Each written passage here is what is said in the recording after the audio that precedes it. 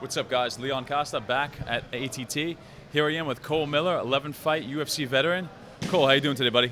I'm doing good. Thanks for coming. My pleasure, man. Thanks for having us. Right now, Cole's actually 2 weeks out for his fight versus Nam Phan.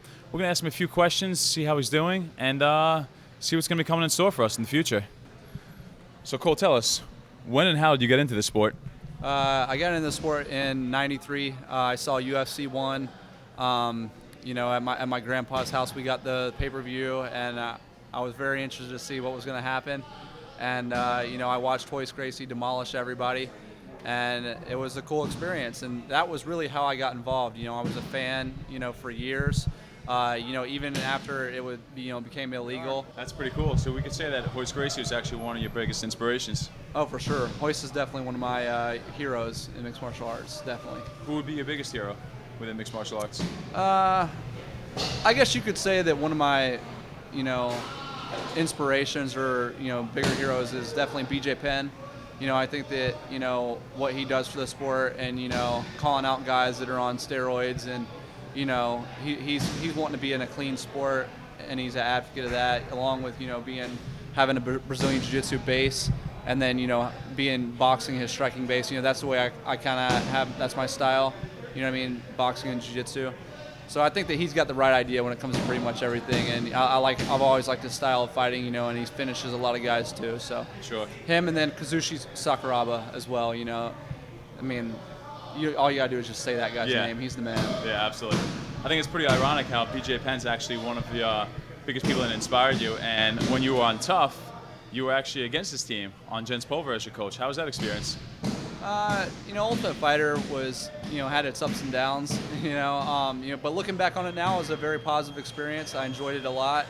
Having BJ Penn, as a coach on the other team, it worked out great. I wish I would have got some time to spend with BJ, but, what I learned from Jens, and about Jens and the experiences I shared with him and the guys that were on my team, I wouldn't trade it for anything else. That's awesome. From Tough, I can see that you've grown as a fighter a lot, especially with your skills. So I want to congratulate you on that. Thank you. And also, how do you prepare now from when you were on Tough until now to your fight mentally? It must be a very big change and a very big preparation that you probably have learned since then. Tell us about that. Yeah, I train a little bit harder now. Back then, before Ultimate Fighter, I was fighting really often, so I couldn't train as hard because you're more likely to get injured. You know what I mean? When you're fighting for hundreds of dollars or $1,000 here or there, and it's kind of hard to put in a real training camp. But being on Ultimate Fighter, it showed me how to be like a true professional, and do hard sparring for 6 weeks or 8 weeks or what have you, and so it really showed me more how to prepare physically. Mentally, I've always kind of felt really in tune with my preparation for fights, even before the Ultimate Fighter, and before being in the UFC. So I kind of already had that down, but it definitely showed me a lot about how to physically prepare and how to deal with that kind of stuff. That's excellent. Physically preparing that, we can see that you've been mixing it up a lot more, standing. Of course, you have a very good Brazilian Jiu-Jitsu background. What is your favorite techniques, and also maybe submissions or strikes? Is there anything that you really like to always be a little more biased towards? Yeah, from the bottom, I like the triangle choke a lot, and the guillotine as well. From the top, I'm a headhunter, so I like to go for the guillotine and katagatame, or the arm triangle choke. Those are things that I tend to go for a little bit more often. Yeah, for sure. I think you've actually earned your respect now. People try to avoid the ground game with you a little bit now, since you have so many submission of the weeks. Yeah, or submission of the nights rather. Yeah. Sorry, yeah. Yeah, I think that, having like a constant attacking style and going from submission to submission, as long as you wear the guy out, eventually he'll fall into something. And when you gas the guys out like that, it's usually something pretty flashy. Okay. So I've been fortunate enough in that regard. Yeah, absolutely. So Cole, I know a few people have superstitions and rituals before and after fights. Do you have any at all? Yeah, when it comes to superstition, I usually, if I lose in a certain color of trunks, then I won't wear that color trunks again, or at least not for quite some time. And the same thing with like fight entrance music. I'll come out to a different song if the previous time I'd had a loss. It's kind of like a sour taste in your mouth. You know what I mean? Sure, so you don't want to recreate that same vibe that you had the previous fight. So I kind of just tend to stay away from that kind of stuff. But as far as rituals go, yeah, I like to, before a fight or the weeks leading up to the fight, I like to picture myself losing in every possible fashion.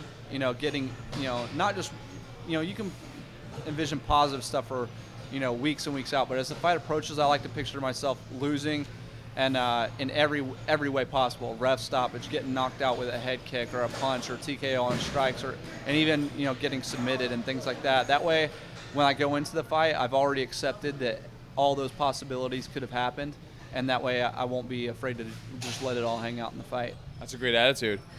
Well, let's change it from losing to winning. And Nam Phan, 2 weeks. Tell us about how you see yourself winning the fight. That's kind of a toss-up. The guy, he's really durable. He hasn't been finished in years.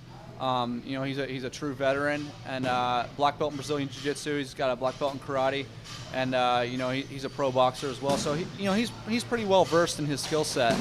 But I think that with my style, having a finishing style, that if anybody's able to put him away, I think I'll be able to. But most likely in the later rounds, because he comes with a heavy gas tank as well. Sure, that's excellent. What would you think his biggest hole is in this game? I don't want to call it a hole, but I would say maybe his defense. He gets hit a lot, but I wouldn't call it a hole because he puts himself in the line of fire. So it's almost like an intentional thing, not intentional that he gets hit. But when you fight in the pocket like that, where he's trying to hit you as much as he does, and he's a volume striker, he's going to get hit back as well. Good point. All right, one more last question. I think it's the most important one. Is that right now you have 11 fights in the UFC. Mm-hmm. So far you're doing fantastic once again. However, where would you want to be remembered with in your UFC career? I want to be remembered as being one of the more technical fighters, and like I said, having like that boxing and that Brazilian Jiu-Jitsu base. I want instructors of the future to, when they're teaching their students and these guys are saying, oh, that wouldn't work, in MMA or this and that, I want them to be able to, pull up my footage from a fight and be like, see, this is this guy doing that, years ago, or, and I want to be kind of like an innovator. I want to do things that people haven't seen before. And, if I could fix one of the issues that I'm having right now, it would be consistency. I want to be known as a more consistent fighter. I don't want to be as, topsy-turvy as my, UFC career has been thus far. And also just being a finisher, like I have been. I've got 7 wins, and 6 of those 7 wins have come by way of finish, and I want to keep that going. Sounds good. Well, Cole, I'd like to say thank you very much for taking the time, having us here at ATT. It was an absolute pleasure all around. So you know what? 2 weeks out, Cole Miller versus Nam Phan, UFC on Fox. Don't miss that fight. FrontRowFighter.com brings to you Cole Miller.